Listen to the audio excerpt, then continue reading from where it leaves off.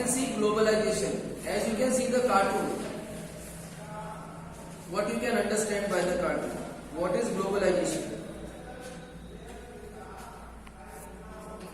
So this is the cartoon where we can say that the person who is wearing the suit is actually, we can say, the development, or we can say the person of or the owner of MNCs. ये लोग जो बड़े बड़े global leaders हैं business में, जो लोग global market को एक तरह से हैंडल करते हैं, जैसे हमारे यहाँ अंबानी जैसे लोग हैं या दूसरे बड़े बड़े लीडर्स हैं, बिजनेस लीडर्स हैं. They are actually controlling the wealth of the country. In the heads of these 5-6 business houses, we are having 70 to 80% wealth of the country is accumulated in those hands actually. So they are controlling the country. They are controlling the political situation. They are controlling other situations also. So this cartoon is being meant for those people who are actually controlling the wealth of the world. And what they are doing in return, you can see that little child is there and the condition of the child is not so much good. So what they are doing actually, they are making poor more poorer. गरीबों को और वो गरीब बनाते जा रहे हैं और वेल्थ अपने पास एक्वायर कर रहे हैं. तो वेल्थ का जो इक्वल डिस्ट्रीब्यूशन होना चाहिए वो डिस्ट्रीब्यूशन नहीं हो रहा है. वेल्थ कम लोगों के हाथों में एक्यूमुलेटेड है और उसकी वजह से क्या हो रहा है कि they are using those wealth, those money for their benefit only. वो अपने फायदे के हिसाब से उसको यूज करते हैं. और अगर वही वो स्प्रेड रहती, बहुत सारे लोगों में होती, 70% वेल्थ 70% लोगों में होती, तो that can be use for many people who are living in poverty. सबके पास होती वेल्थ, तो सभी लोग अपनी वेल्थ का इस्तेमाल लोकल नीड्स की वजह से करते, लोकल लोगों के लिए करते, और इससे क्या होता है कि धीरे धीरे पॉवर्टी को एलिमिनेट करने का हमें चांस मिलता है.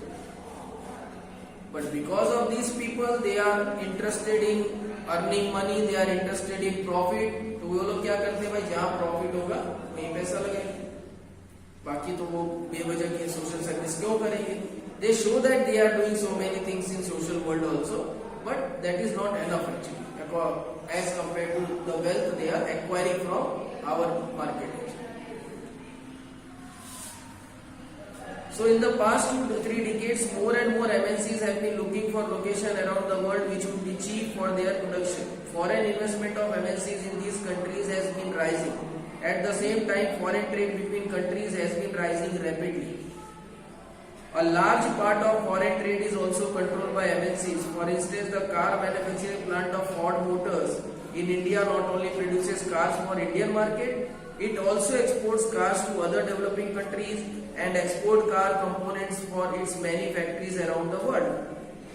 So you can see, and you can give so many examples of other MNCs also. They are not only producing the things for one country, they are producing the things for many countries. There are factories set up in many countries, so they are providing raw material to them, parts to them, everything to them. So you cannot say that MNCs are limited to 2 or 3 countries. At the same time, simultaneously, they are dealing with many countries.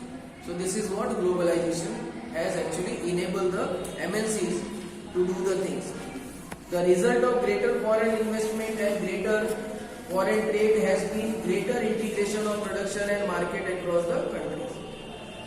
जितना ज्यादा trade बढ़ रहा है, जितना ज्यादा आपस में जो है बाइंग एंड सेलिंग की एक्टिविटीज बढ़ रही है, इंपोर्ट और एक्सपोर्ट की एक्टिविटीज बढ़ रही है, उतना ही वर्ल्ड में जो कंट्रीज है वो कनेक्टेड होती जा रही है.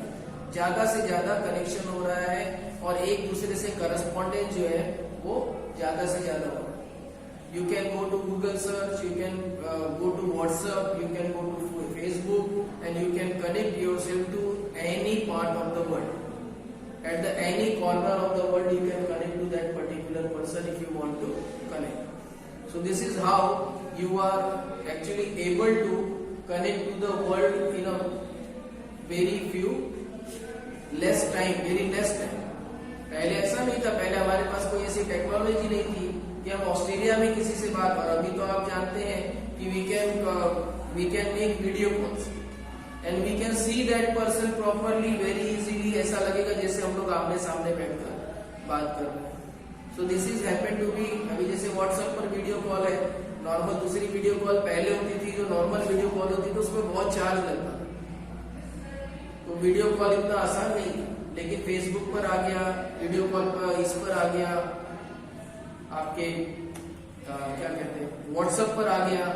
उसके बाद में आप जानते हैं अभी गूगल पर भी जो जीमेल होता है उस पर भी गूगल मीट है, वहां पर भी इंटरेक्ट डायरेक्टली आप कर सकते हैं. Just you have to have internet plan.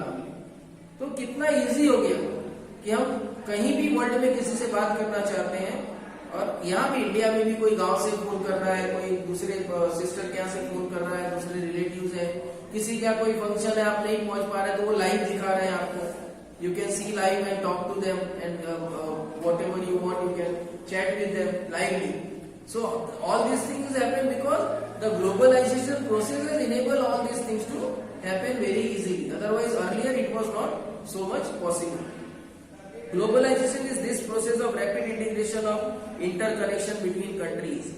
MNCs are playing a major role in globalization process.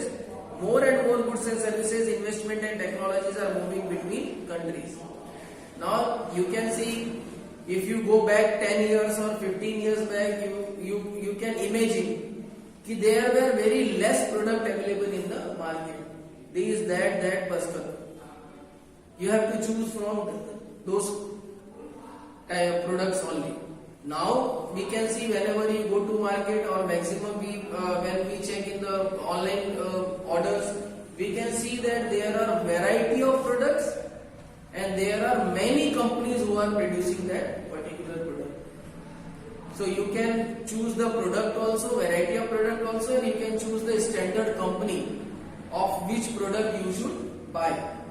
So the vastness you cannot imagine. अभी आप कोई भी ऑनलाइन पर एक कैटेगरी डालते हैं उसमें पता चलता है 25,000 प्रोडक्ट्स, मतलब एक ही चीज की. जैसे आप एक टी शर्ट के लिए आप क्लिक करते हैं तो उसपे आपको मिलेगा 26 to 30,000 ऑप्शंस उसमें आएंगे. मतलब इतने टी शर्ट उन्होंने वहां पर आपके लिए छोड़े. तो बताइए 20-25 हजार टी शर्ट देखकर आप अपने लिए एक टी शर्ट बड़े आराम से चुन सकते हैं. This is how this market has been expanded. और यही अगर आप शॉप पे चले जाए तो वो एक दिखाएगा, दो दिखाएगा, तीन दिखाएगा, चौथे में पूछेगा सर आपको लेना है कि नहीं लेना है कि नहीं लेना है. आप देखे चले जा रहे हैं. तो see the change. So this is what globalization has enabled us mainly as a buyer. But while buying the product, you have to keep in mind that your country's economy should not be affected by these buying. ये हम हर buyer को ये सोचना है कि as a patriotic citizen we should think that our economy should not be at cost. हमें जो कुछ भी खरीदना है हमें, और इसीलिए अभी जो है मेड इन इंडिया का जो चल रहा है कि लोगों को एमएनसीज को कहा गया कि हम आपसे नहीं लेंगे, आपको यहाँ फैक्ट्री लगानी पड़ेगी, आप यहाँ फैक्ट्री लगाइए, यहाँ प्रोड्यूस करो, तो एम्प्लॉयमेंट जनरेट होगा और फिर वो प्रोडक्ट जो आएगा मेड इन इंडिया है. Earlier Redmi was made in somewhere else. Now if you see Redmi phones में आप देखेंगे तो उसमें आप लिख के आता है मेड इन इंडिया. उनकी मैन्युफैक्चरिंग यूनिट यहाँ पर लगी. That is good. अब वो मैन्युफैक्चरिंग यूनिट यहाँ पर है तो सारे टैक्सेस, सारे जो लीगल पैसे मिलते हैं, जीएसटी वगैरह जो मिलता है वो फिर हमारी गवर्नमेंट को ही मिलेगा, क्योंकि यहाँ उनकी फैक्ट्री प्रोड्यूस करेगी वहां से और भेजेगी वहां पर, तो हमारी गवर्नमेंट को कुछ नहीं मिलेगा. तो इसलिए हमें ये समझना है कि जहां पर, इसीलिए हमें मेड इन इंडिया देखकर प्रोडक्ट क्यों खरीदने के लिए कहा जाता है. इसके लिए कहा जाता है कि मेड इन इंडिया का मतलब है उन्होंने प्रोडक्शन यहाँ किया है, तो प्रोडक्शन से लेकर सेल तक के जो भी टैक्सेस वगैरह होते हैं स्टेट को और सेंट्रल गवर्नमेंट को मिलने चाहिए वो भर रहे हैं, तो हमारी कंट्री को पैसा मिल रहा है, तब हम उसको खरीद सकते हैं. और फिर जब हम उसको खरीदते हैं तो पैसा भी यही रहता है कि मैन्युफैक्चरिंग यही कर रहे हैं, तो they will keep the money here only, तो they will expand the business here. So this is how you should calculate whenever you want to buy something. Most regions of the world are in closer contact with each other than a few decades back. Besides movement of goods, services, investment and technology, एक और चीज हुई है जो बहुत आसान हो गई है। अब किसी को किसी भी कंट्री में काम करना है तो वो बहुत आसानी से जा सकता है। एक और चीज की मूवमेंट बहुत आसान हो गई लोगों की। Now people can go to any country for study, work और सर्विसेज। क्यों? सभी कंपनियां एक दूसरे से कनेक्टेड है, सभी देश एक दूसरे से कनेक्टेड हो गए। पहले बहुत रेस्ट्रिक्शन थे क्योंकि प्रॉब्लम्स थी। हर कंट्री ये चाहती थी अपने को सेफगार्ड करना, और इसीलिए कंट्री जल्दी अलाउ नहीं करती थी फॉरेनर्स को आने के लिए, चाहे वो कहीं से भी हो। Nowadays because of all the MNCs connected to the countries, हमारे यहाँ भी उनके यूनिट्स हैं, उनके यहाँ हमारे यूनिट्स हैं, तो ट्रेड रिलेशंस हो गए हैं, बिजनेस हो रहा है, सब कुछ हो रहा है। तो वो जो एक माइंड में प्रॉब्लम थी, एक सिचुएशन थी थोड़ी सी कि भाई कुछ गड़बड़ करके जाएगा, फॉरेनर आएगा तो हमारे देश को कुछ नुकसान पहुंचा के जाएगा, ऐसी कोई बात नहीं है। And formalities are now easy, visa वगैरह आसानी से मिल जाता है और आप आसानी से जाते हैं। दूसरी बात यह कि वो कंपनी आपको अपॉइंट कर रही है तो सारी फॉर्मेलिटीज वो पूरी करती है, रिस्क वगैरह वो लेती है, सारी रिस्पॉन्सिबिलिटी वो कंपनी ले लेती है, तो आपको आसानी से वहां जाने के लिए अपॉर्चुनिटी मिल जाती है। तो movement of people also has been very rapidly growing, and many people are shifted to foreign countries for jobs and other things, etc. So this is what globalization actually helps you to increase the economical condition of your country. It helps your government also, and one more thing happens that the relation between the countries also becomes good. कोई problem है भी तो दोनों जानते हैं कि भाई दोनों के पास बिजनेस हो रहा है। अगर ज्यादा कॉन्फ्लिक्ट क्रिएट करेंगे तो चाइना की तरह पागल सब नहीं होते, लेकिन अब तो बड़े से बड़े मसले को भी वहां पर बातचीत से सुलझाने की कोशिश होती, क्योंकि नहीं तो अगर लड़ाई हो गई तो ट्रेड रिलेशन बंद मतलब आपका भी नुकसान, हमारा भी नुकसान। तो इसलिए जल्दी आजकल देश लड़ाई करने से बचते हैं।